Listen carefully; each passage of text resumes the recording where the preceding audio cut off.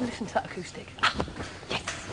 People used to say, and still do say, oh, we don't come to opera. We love what you do, but we wouldn't come to opera. Because obviously what I want them to do is I want to get them into the opera house and see the full-length thing. Like me, like I started with Madame Butterfly, you know, and then moved on. That's what I'd like them to be able to do. And they say, we won't understand it. It's not for us. And that makes me more angry than I can tell you. Because it is for them. They're the only people it's for. And what I want to do is make everybody understand that you know, this music was written for them. Composers wrote operas for the general public. Many opera singers now going for what's known as crossover. Put very simply, they sing popular songs. Bloody word, sorry. Well, they sing popular songs as well as sing opera. What's your views about crossover? There's an awful lot of so-called crossover music that was written for lyric voices. All the music of the 30s, 40s and 50s, early 50s, was written for lyrically trained voices. The music coming out of America, you see, was a direct descendant of European operetta, because all the people that were writing it in Europe had to move to America to avoid the war, and then they carried on writing there, and being resourceful people, as musicians are, they wrote for the traditions there, which were film traditions. So you had incredible music coming out of there, which was written for Lily Pons, Grace Moore, great singers, wonderful tenors. I mean, all the tenors of that period sang so-called crossover music, and nobody batted an eyelid. One man to save it for, one love for him alone, one word, one vow, and nothing more to tell him I'm his own. One magic night within his arms, I passion found,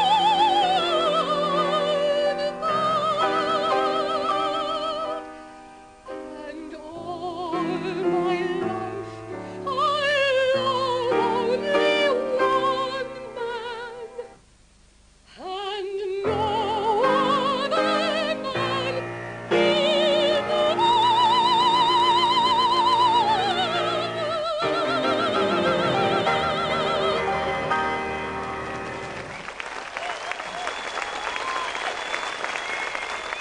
You've had terrific success, and you say you're rather astonished that after this terrific success... I continue to be astonished. Yeah. You know, in my childhood, what you did for a living was you worked on the railways or down a pit. You didn't do what you loved for a living. That was what your hobby was. It was a country of hobbies. Absolutely. You know this. It was, you know, what your passion was, what you did when you got home from work. And I had, very unusually, decided to make a passion, a career out of what I loved, you see. So I was on dodgy territory here. I was not sure this was allowed. Yeah. And my parents, quite reasonably, had said, my dad had said, you have to get a teaching certificate. I'm not having you just performing. You've got to do the theory. You want a teaching certificate, our Lesley. So you have something, I love this phrase, don't you? You have something to fall back on. Oh, you know that one, don't you? I've never fallen back in my life, and I'm not going to start now. It's the whole idea to me of falling back is ridiculous. So I did that, though. I'm a good Good title for a novel, isn't it? Something it is, to fall isn't back it? on. Very good. I think you should use that, Melvin. Thank you very much. I picked something up. There we go.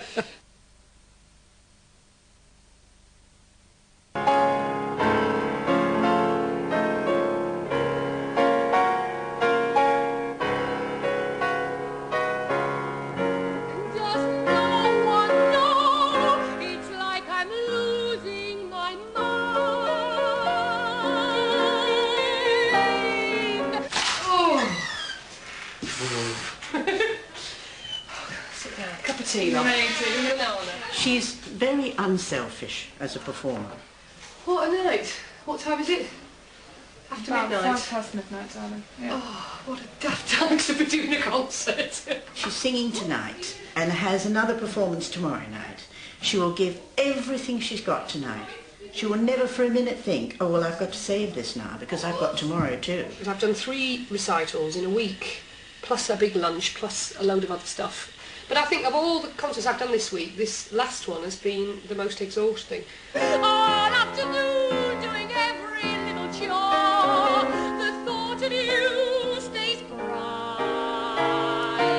Sometimes I stand in the middle of the floor, not going left, not going right. Cabaret's very much about coming inside yourself and sort of going with that. It's incredibly intimate and incredibly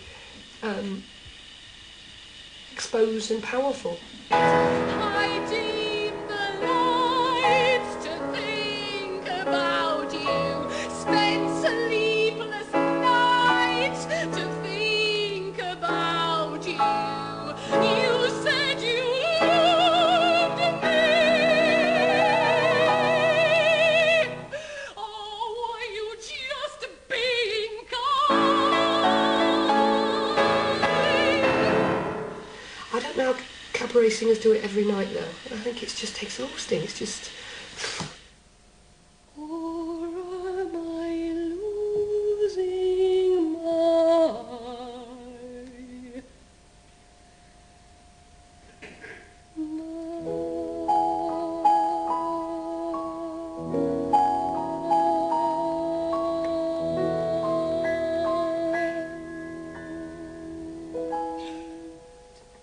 In 1982, after 2 years as a professional singer, Lesley Garrett lost her ability to sing for 12 months. You lost your voice? How did that Yes, happen? I had a big crash. He thought I had appendicitis. And then it was discovered not to be appendicitis, but to be an infected kidney, but a kidney in completely the wrong place. I was told I couldn't have children. I was told it was going to be a problem always. And I was very weak physically. And when I got out of hospital, I couldn't sing. Did you ever get to the root of why you couldn't sing? Yes, I think I did. I think it was a mixture of things. My first marriage had broken down under the pressure of my my career, basically, and I was very unhappy, very sad about that. I didn't want that to happen, but at the same time, I knew it had to, because I wanted to sing. I didn't want to be a housewife, and I'd married while I was a student. And I was very guilty about that. And I think that was affecting me, and I was in a way taking away the thing I loved most to punish myself. That was, you know, all that kind of thing was happening. I'd lost faith in myself. And they said they would help me do all these things if I'd go and see a therapist. Now, I'm from Yorkshire, Melvin. Therapist? I'm not going to see a therapist. You only go to see a therapist if something's wrong with you. Exactly. Anyway, I went, and it was the best thing I ever did, and that person helped me enormously over my marriage breakdown. It was a surprise, I suppose, to you when you discovered that you could have children. Yes. And you were told that you couldn't, and you now have 2 very young children. For many opera singers, going towards the sort of big career you have, quite a lot of them have said, haven't they? Our children will interfere with this. Well, I like a challenge, Melvin. They're absolutely right. Children do interfere with everything, but oh, God, it's worth it. Yes, I had my children very late because I met my husband very late, having held exhaustive auditions. It took me a long time to find the right man, and we wanted to make babies. However passionate I am about opera and about the work I do, the kids are that much more important. And so the pregnancies just came, and I worked them into the work. I mean, one of the album covers, one of my favourite album covers, is the album cover I did for Prima Donna, which is incredibly sexy, with me prostrate, upside down. The reason for that is that I'm 5 months pregnant, so I'm holding my stomach in frantically and saying, "Go for the legs, go for the legs." It's the only thing that looks decent.